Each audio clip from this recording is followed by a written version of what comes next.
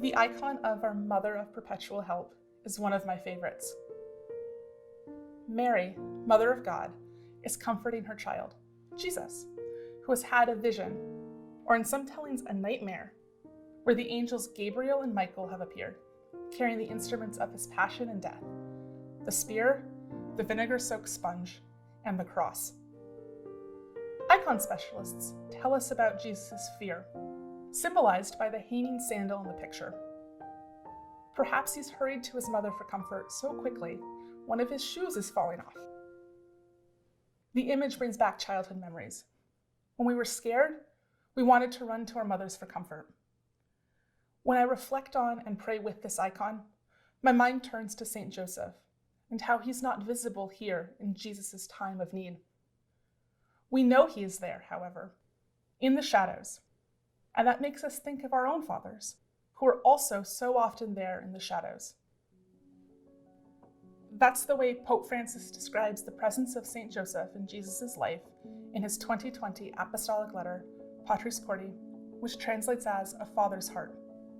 Pope Francis published this document on Saint Joseph to open up a special year dedicated to Joseph and in commemoration of the declaration 150 years ago of Joseph as patron of the Universal Catholic Church. In Patris Corde, Pope Francis writes, Joseph was the earthly shadow of the Heavenly Father. He watched over him, Jesus, and protected him, never leaving him to go his own way.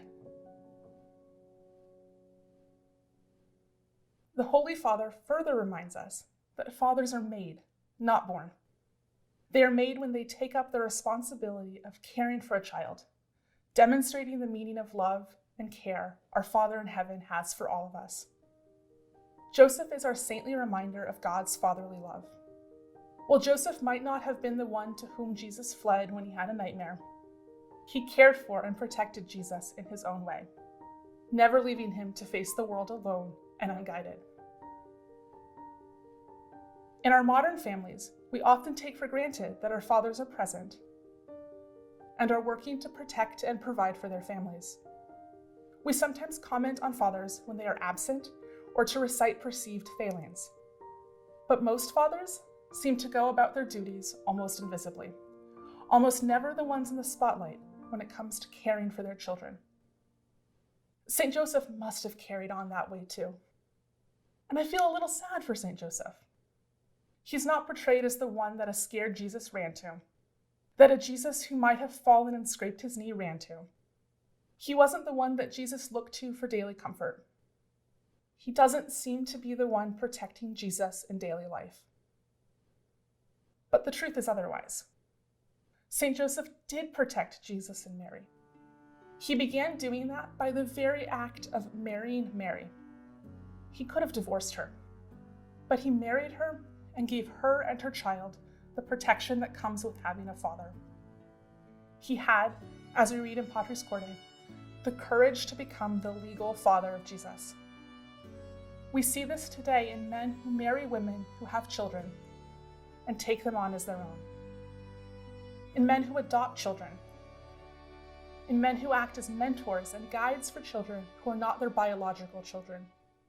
These men protect and provide, just as St. Joseph did. St. Joseph was warned in a dream that the life of his adopted son was in danger, and so he fled with his family to Egypt. And when it was safe, they returned. How many fathers do we hear about who are fleeing with their families from homelands in hopes of finding safety in another country? How many fathers do we hear about who risk everything to ensure that their families can be safe? To flee as a refugee is never an easy decision, and it is no guarantee that safety will follow. But like St. Joseph, fathers do what they need to do to protect their families. Much is expected of fathers, but so rarely do they get any attention. They are expected to be brave, to be protectors, to be guides for their children, to be supportive. However, to be and do those things, much is required of them. How difficult it must have been for Joseph when he and Mary lost Jesus at the temple, thinking that this child whom he was tasked with protecting and providing for, was nowhere to be found. And when he found Jesus in the temple, in discourse with other Jewish scholars, he was mildly rebuked by Jesus. Does Joseph not understand that Jesus was in his Father's house, God's house, doing God's work? That must have stung. So too with fathers here and now. They too must face the pain of watching their child begin to grow up, begin to make choices to go on a different path than what their father had in mind. And yet, in all of that, fathers are called to provide for and protect their children, even if they do not fully understand them, and even if they do not get the credit they might deserve. We hear about fathers who do not live up to these expectations. We hear about fathers who kick children out who do not measure up, who abandon a mother and child, who abuse those they should protect. But rarely do we hear about the ones who, with a quiet dignity, do the best they can. Saint Joseph, and the fathers of all sorts who follow in his footsteps, gives us a glimpse of our Father in heaven.